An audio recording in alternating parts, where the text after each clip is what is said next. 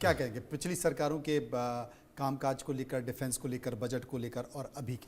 देखिए, there is no doubt जो अभी है वो बहुत फास्ट मूविंग है, बजट्स का भी है, लेकिन मैं यहाँ ये कहना चाहूँगा जहाँ तक बजट का सवाल है, बजट बड़ा है लेकिन इसको और आगे बढ़ाने की आवश्यकता इसलिए है कि जो हमारा जो बजट है वो करीब $80 बिलियन है डिफेंस का, जबकि जो चाइना है उसका करीब 300 बिलियन डॉलर्स है और यूएस का तो 900 बिलियन डॉलर्स है। तो ये इस तरह से जो प्रेजेंट सिनेरियो है उसको देखते हुए, और जो अभी हम पहले 2.5 फ्रंट की बात करते थे, अभी बांग्लादेश के बाद में 3.5 फ्रंट वार हो जाती है, तो डिफेंस बजट को और थोड़ा बढ़ाने की आवश्यकता है। जैसे कि कुछ हमारे अभी स्क्वाड्रन ऐड होने हैं एयरफोर्स के अंदर में, इन सबको देखते हुए सबको पैसे की बहुत आवश्यकता है कि जो सिनेरियो है उसको देखते हुए बजट का बढ़ाना बहुत आवश्यक है। लेकिन जो अभी की सरकार है उसने बहुत बूस्ट दिया है। हमारा एक जो मेक इन इंडिया प्रोग्राम है वो बहुत अच्छे चल रहा है। आई थिंक हमारा $2.6 बिलियन का जो एक्सपोर्ट हो जाता है जो डिफेंस इक्विपमेंट का, उसमें लोगों का कॉन्फिडेंस बढ़ा है। जैसे बाहर ब्रह्मोस भी गई हैं और बहुत सारे हमारे को ऑर्डर मिल रहे हैं डिफेंस के अंदर में।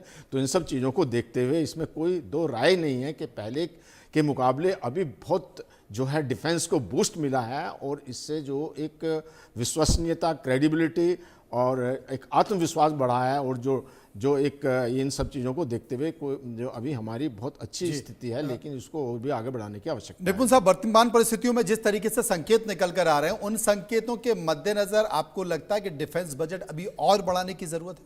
नहीं, देखिए, निश्चित रूप से अभी जैसे बंसल जी ने कहा, सबने मेरे पूर्ववर्तियों ने कहा, और बिल्कुल सही बात है कि बजट तो बढ़ाना पड़ेगा। बजट अभी कम है, हम चीन से अगर मुकाबला करने की बात होती है, लेकिन देखिए क्या होता है कि एक रणनीतिक क्षेत्र का भी महत्व बनता है।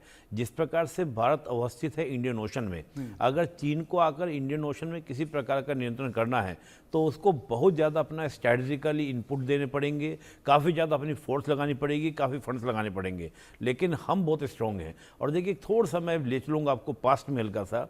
एक कहा जाता था कि जो 19वीं सेंचुरी है वो मेडिटेरियन सी की रही, और 20वीं सेंचुरी जो अटलांटिक ओशन की रही, 21 सेंचुरी कहा जा रहा है इंडियन ओशन की है। और इंडियन ओशन की है तो इंडिया उसमें अवस्थित है। चीन के इतने प्रयास करने के बाद भी, चाहे म्यांमार में कोको आइलैंड की बात करें, बांग्लादेश में चाहे चिटगांव पोर्ट की बात करें, पाकिस्तान में गवादर पोर्ट की बात करें, श्रीलंका में मनटोटा की बात करें, मालदीव में अगर बात करें, तो कई जगह उसने कोशिशें की। हम मनटोटा के लिए कोशिश काफ़ी ज़्यादा की, लेकिन भारत ने एक भी कोशिश चीन की कामयाब नहीं होने दी। यहाँ तक कि अमेरिका का भी प्रयास हमेशा रहा है कि इस क्षेत्र के अंदर अपनी गतिविधियाँ बढ़ाएं। जैसे आपको याद होगा, शेख हसीना ने भी इस बात को कहा था सेंट मार्टिन आइलैंड को लेकर भी, कि अमेरिका चाहता है कि यहाँ पर अपना कंट्रोल करे। लेकिन हमने 1947 से लेकर आज तक किसी भी देश को, चाहे वो अमेरिका हो चाहे वो चीन हो, हमने यहाँ पे कंट्रोल नहीं करने दिया। तो मैं मानता हूँ कि देखिए, एक लोकेशन का भी इम्पैक्ट पड़ता है कि हम किस लोकेशन में बैठे हुए हैं। बजट वाकई में कम है, अब इसको और बढ़ाने की आवश्यकता है। लेकिन मैं मानता हूँ कि हमें वो गलती नहीं करनी जो रशिया ने की, जो आपका पाकिस्तान ने की, कि इतना बजट लगा दे कि हमारे अदर सेक्टर क्या हो जाए, वो फेल हो जाए, चाहे वो एजुकेशन हो, हेल्थ हो, वो भी साथ में। इसको हम लोग बोलते हैं समावेशी विकास, समावेशी विकास कहते हैं। बख्शी साहब, आप क्या कहेंगे? लीडरशिप भी बहुत जरूरी है, और वर्तमान लीडरशिप को लेकर आपकी बात? देखिए, ऐसा है, सबसे बड़ी बात यह है, जो आप इस स्थिति में हैं और आज से जो 10 साल से जो आप इंप्रूवमेंट देख रहे हैं, वो इसलिए देख रहे हैं कि आपकी लीडरशिप ऐसी है। जिस स्थिति में हम पहुंच गए थे, वो मैं बड़े दुख के साथ कहता हूं कि अगर हमारी लीडरशिप की दूरदर्शिता होती तो 48,000 स्क्वायर किलोमीटर चाइना के अंडर में ना होता, जिसके लिए हम स्ट्रगल करके अब ऊपर उठ रहे हैं। हमारी जो लोकल इंफ्रास्ट्रक्चर थी ऑन बॉर्डर पे 3,800 किलोमीटर, वो 20 ईयर्स बिहाइंड चाइना थी। अब हम इंप्रूव कर रहे हैं। जेडमोर टनल, जिसकी अब हम कल बात कर रहे थे, अब देखिए क्या हालत, सिचुएशन बदल रही है। ये लीडरशिप पे डिपेंड करता है। और let me tell you one thing, all the military operations में सक्सेस और failure starts from the mind of the politicians. अगर आप दिमागी हरकत में हार गए हो तो बिलीव यू मी, जनरल साहब बैटलफील्ड में बहुत कम कर सकेंगे।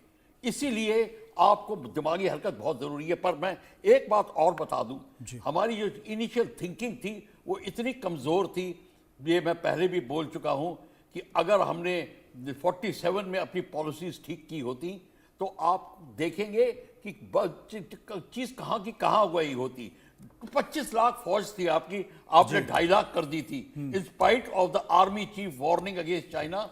तो उस समय आर्मी चीफ को बोला गया था, वो ब्रिटिश ऑफिसर था, आर्मी हु रिक्वायर्स आर्मी, हम तो पुलिस से काम चला लेंगे। जब ये बात होती है तो आप सोच लीजिए 62 का जो उसका नतीजा आपने उसके कारण देखा जी। ये सारी की सारी चीज होती है लीडरशिप के ऊपर। लीडरशिप पे, और मुझे लगता है कि लीडरशिप पे फिलहाल एक अच्छा संकेत निकल कर आ रहा है। 3 वॉरशिप आज भारत को सौंपी गई हैं। आज चूंकि खास दिन भी है, बहुत बहुत शुक्रिया करूंगा सभी लोगों को जिस पर हमने चर्चा की भारत की ताकतों को लेकर। आगे बढ़ते हैं और बात करते हैं एक और बड़ी खबर की। मेटा ने जुकरबर्ग से टिप्पणी पर माफी मांग ली है। मेटा ने भारत सरकार से माफी मांगी है। मेटा ने कहा है कि अनजाने में हुई गलती है।